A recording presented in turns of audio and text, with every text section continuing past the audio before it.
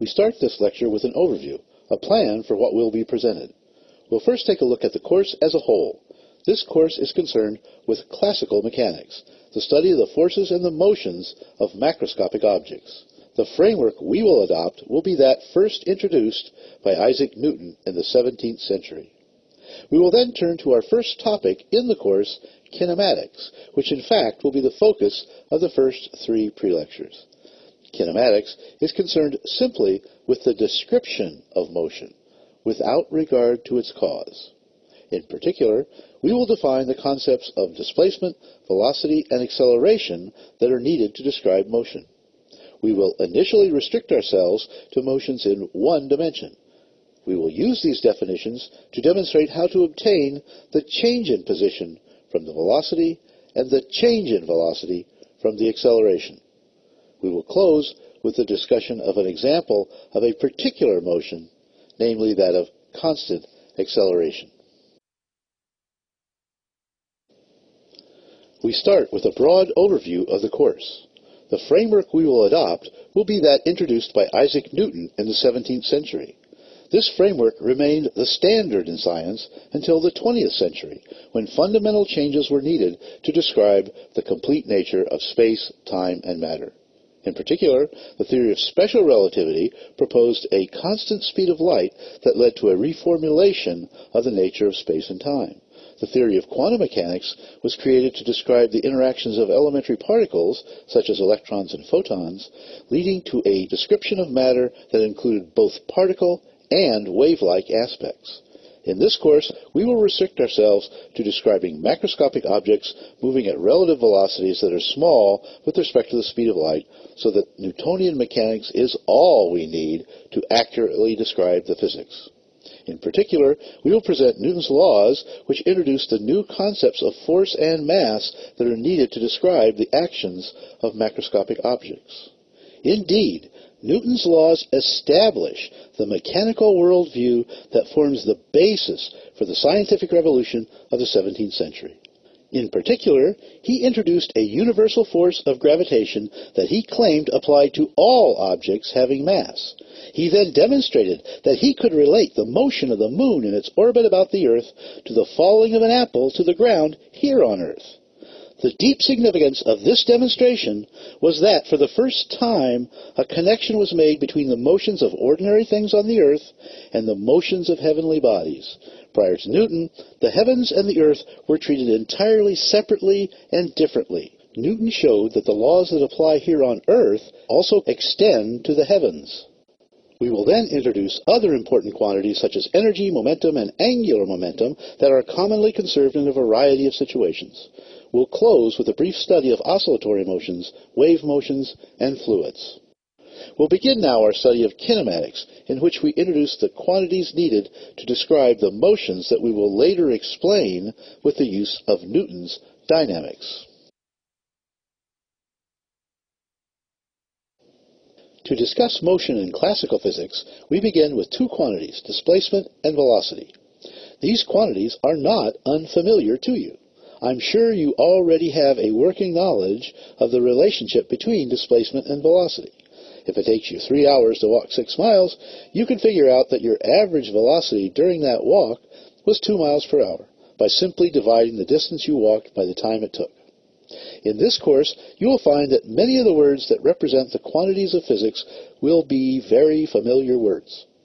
It's important to note, however, that these words all have very precise meanings in physics, whereas in everyday language, these words are often used to mean many related but different things. Therefore, it's important that we start right away with careful definitions of our terms. Most often, these definitions will obtain their precision through their expression in terms of mathematics. As an illustration of this point, you might want to check out the Greek philosopher Zeno, who used everyday language to create some famous paradoxes about motion, which he used to investigate the nature of space and time. For now, though, we'll begin by defining the average velocity of an object within some time interval delta t to be equal to delta x, the distance it's traveled during that period divided by the time it takes. We can represent this definition graphically as shown. On the vertical axis, we plot the displacement x, which is defined to be the distance traveled from some fixed origin, while on the horizontal axis, we plot the time t from some fixed time defined to be t equals 0. If we choose some time interval defined by the times t sub I and t sub f, we see the corresponding displacements x sub I and x sub f, and that the average velocity is just the slope of the line connecting the initial and final points on the graph.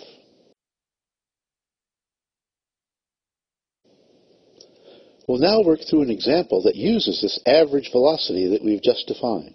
If someone calls your cell phone while you're driving and asks, "What's up?" you might say, "I left town a half an hour ago and I'm heading east on the interstate." If you wanted to be more specific, you might say, "I am 35 miles east of town and I'm driving east at an average speed of 65 miles per hour."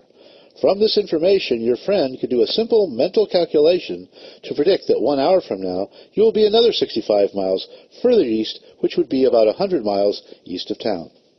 What your friend really did to make this estimate was to solve the following kinematic equation in her head. The translation of this equation into English is that your position at time delta t after you start is just equal to your starting position, call it x naught, plus the additional distance you went during time delta t. This last piece is just your average velocity multiplied by the elapsed time. Before we proceed any further, a remark about units is in order. Although the velocity used in this example was given in miles per hour, we will adopt, for the most part in this course, the SI system of units in which velocity is measured in meters per second.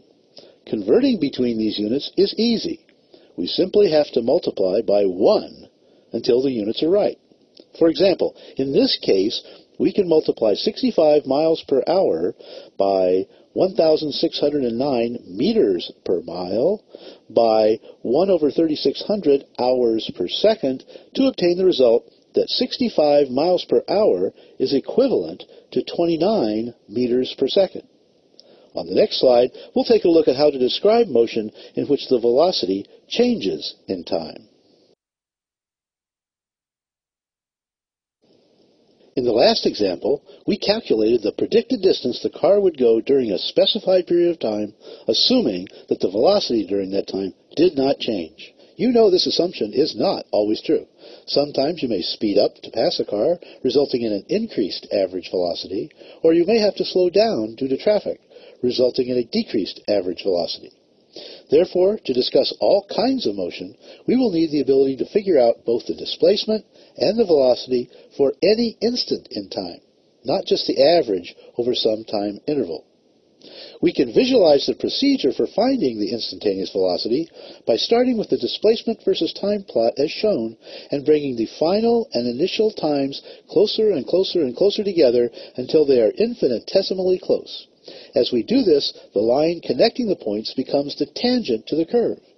In other words, the instantaneous velocity at some time t is just the slope of the tangent to the x versus t curve at that point. The slope of this tangent line is exactly equal to the derivative, dx dt, at that time. We can now see the simple relationship between displacement and velocity. The instantaneous velocity at a particular time t is defined to be the time derivative of the displacement at that time. We can construct a graph of the instantaneous velocity as a function of time by finding the slope of the corresponding x versus t graph at each time t. This relationship is always true, no matter how strangely the displacement may be changing with time. This relationship is the definition of instantaneous velocity.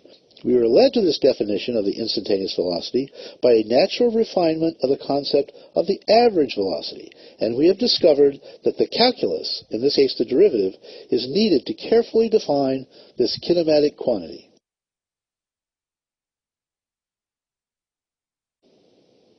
We've just defined the instantaneous velocity at time t as the time derivative of the displacement at time t.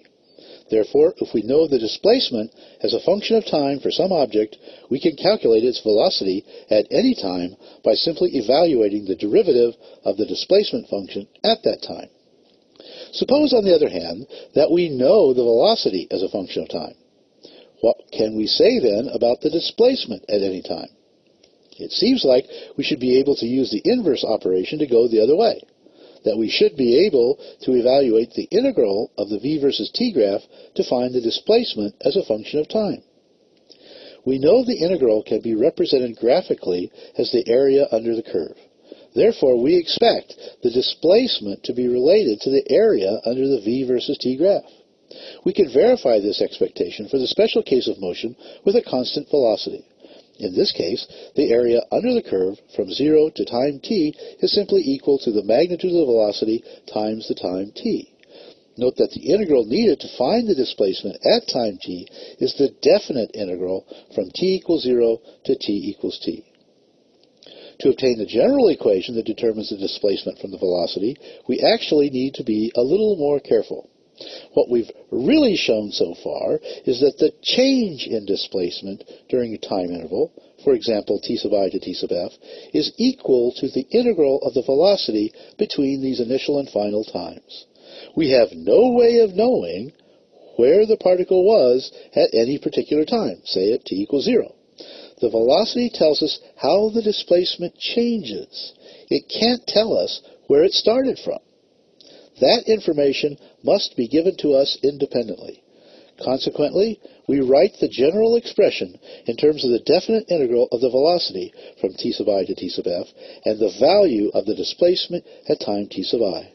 This expression is completely general and will work for any velocity function. There is one more important kinematic quantity that we need to discuss. Namely, just as velocity tells us how fast the displacement is changing, acceleration tells us how fast the velocity is changing. In other words, acceleration is the time rate of change of velocity. Acceleration is the measure of how many meters per second the velocity changes in a second. The units of acceleration are therefore meters per second per second. Here we see a plot of the velocity of an object as a function of time. The value of the acceleration at any given time is just equal to the slope of this curve at that time. In the same way that the change in displacement can be found by integrating the velocity, the change in velocity can be found by integrating the acceleration.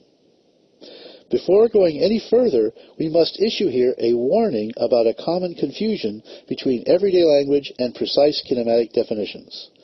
The evil word here is deceleration. I'm sure practically all of you associate decelerating with slowing down. We have just defined acceleration, though, as the time rate of change of velocity. The velocity is a signed number, as is the acceleration. The sign of the velocity indicates its direction. Let's say forwards, positive, or backwards, negative. If a car is moving in the positive direction and slowing down, then its acceleration is negative. However, if the car is moving in the negative direction and slowing down, then its acceleration is positive. Therefore, the concept of slowing down is not the same as that of negative acceleration. The safest way to proceed here is just not use the word deceleration when dealing with kinematics problems. Accelerations are either positive or negative, depending on whether the velocity, a signed number, is increasing or decreasing. The equations we presented on the last slide for the acceleration as the time rate of change of the velocity and the change in velocity as the integral of the acceleration are totally general. They are true always. We'd like now to use these general equations to derive the specific equations that hold for a special but important case, namely that of motion at constant acceleration. We start with the defining property, that the acceleration is a constant. We can integrate this constant acceleration to find the change in velocity. The result of this integration is that the velocity at any given time is simply equal to the initial velocity plus the acceleration multiplied by the elapsed time. This equation is often written in a more compact form. In writing this equation, we denote the velocity at the initial time by v0, and the variable t really means the elapsed time t sub f minus t sub I. we see that the velocity changes linearly with time, as it must, since the acceleration is a constant. Now that we have the velocity as a function of time, we can integrate once again to find the displacement as a function of time. In this case, we see that the displacement changes quadratically with the time. We have now obtained expressions for the velocity and displacement as a function of time for the special case of motion at constant acceleration. We can eliminate the time from these equations, for example, by solving for t in the velocity equation and substituting that expression back into the displacement equation to obtain a new expression that directly relates the velocity to the displacement. In particular, we see that the displacement increases as the square of the velocity.